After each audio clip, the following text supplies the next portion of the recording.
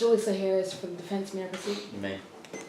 Please introduce yourself to the members of the jury and spell your last name for the record. Yes, my name is Chase Covington. That's Covington. Mr. Covington, what do you do for a living? Well, I'm the chair of the Midlands Gambling Commission, so basically my job is to go around, make sure all the casinos within the state of Midlands are running per regulations, and I meet with a lot of the casino owners to make sure that that is the case, as well as when there's a new casino license to be offered. It's my job, along with the rest of the commission, to vote on who's going to receive that new casino license. So, Mr. Covington, do you understand why you're here today in court? Yes, I'm being accused of accepting a bribe from Avery Bancroft for my vote for her proposal to receive the new casino license. Did you? No, I would never do anything like that. Well, did you vote for Miss Avery Bancroft to receive the casino license? Yes, but I wasn't the only member of the commission to do so. Now, on the vote, April 17th, why exactly did you vote for Miss Avery Bancroft? At the time of the vote, we narrowed it down to basically two proposals, one belonging to Miss Bancroft and another belonging to Miss Shannon Stark, who was a professional gambler. Now, for me, it came down to experience. I wasn't about to let someone who lived their entire life and made their fortune just by playing cards manage a multi-billion-dollar business that would be in charge of employing hundreds of people. So Miss Bancroft's experience is really what sealed the deal for me. What exactly does Miss Bancroft have as her experience?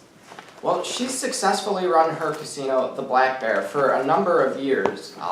As well, I hadn't seen Shannon Stark manage so much as a McDonald's, much less a gigantic business such as a casino. So Avery Bancroft had management experience in the industry that we were looking at. Now, Mr. Covington, I want to talk to you about the events that went on in trial today. Did you hear the testimony that came out? Yes, I was here for everything. Okay, so I want to begin with April 13th. Did you meet Miss Bancroft on that day? Yeah, we met at her a room at her hotel to discuss the details of her proposal. I wanted to make sure everything lined up. Who exactly was at that meeting on April 13th? Well, that was me, someone who I thought was my auditor at the time, Mickey Keenan, the Black Bear owner, Avery Bancroft, and her executive assistant, Corey Hyde. What exactly happened at this meeting? Well, we began to discuss the proposals of her casino and just go through every aspect of her proposal, all the finances behind it, the number of people she would be employing, the number of machines, the number of tables at her casino. Now, did you hear the testimony of Officer Keenan in today's trial? Yes, I did. Did you hear him say that you put a napkin into your pocket at this meeting? Yeah, I did hear him say that. Would you recognize this napkin if I showed it to you today? Yeah, absolutely. Permission to approach the witness with previously admitted evidence. You may. Your Honor, we ask that they use the napkin that's in evidence, Exhibit 2. That's fine.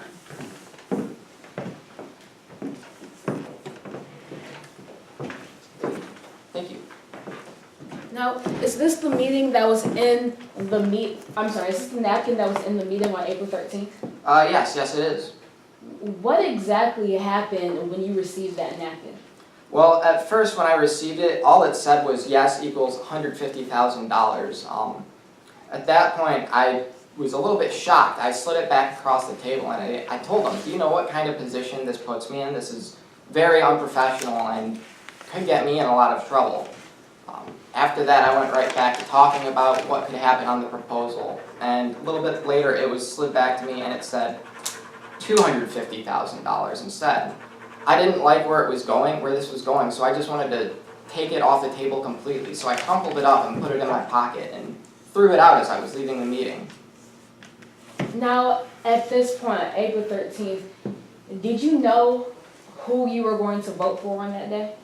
No. At that point, I pretty much narrowed it down between Miss Stark's proposal and Miss Bancroft's, but I still wasn't exactly sure who I was going to vote for yet, because I hadn't met with Shannon.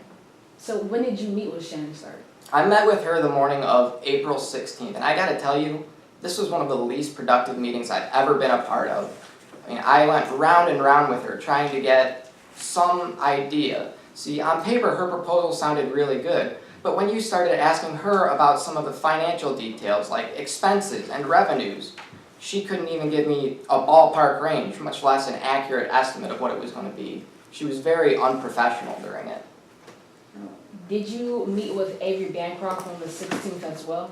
Yes, we did have a meeting scheduled, but because I was just stuck going round and round with Shannon, I missed our original plan, so I had to call Avery and let her know that I was missing that one and that I still wanted to meet with her one last time to go over her proposal. Is this the meeting that took place in the VIP room? Yes, this is. Did you have a briefcase with you when you went to that meeting? Yeah, I had a briefcase that had copies of a couple of the different proposals for the casino license. When you met with Ms. Bancroft, did you ever exchange briefcases with her? No, the documents inside that briefcase were sensitive. If one of the other proposal submitters had gotten somebody else's proposal, that'd be my job. That's all very sensitive information, so I had to be very careful, and I couldn't just leave the briefcase lying around like in my car or check it with Ms. Bancroft's coat check, so I had to take it into the VIP room with me. Now, Mr. Covington, I want to fast forward to April 19th. Was that the day that you were arrested? Yes, it was. Please explain what happened on that day. Well, that day, that was after the vote had taken place and Avery Bancroft won the license. So we had a celebratory dinner between members of the commission and Miss Bancroft along with a few of her staff members.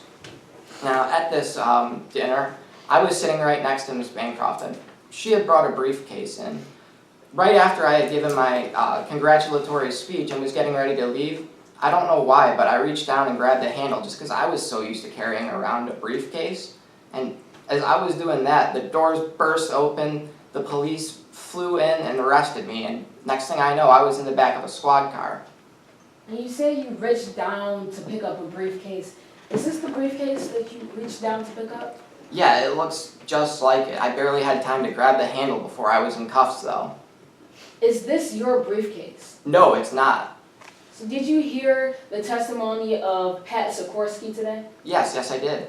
Did you hear her say that your fingerprints were on the handle? Yeah, I mean, to me that makes sense because I did touch it before I was arrested, but I didn't really have time to leave or go anywhere with it. Today, Officer Keenan also brought forth your bank account statement. Would you recognize that if I showed it to you in court today? Yes, I would. Permission to approach the bench and receive previously admitted evidence? You may. Thank you.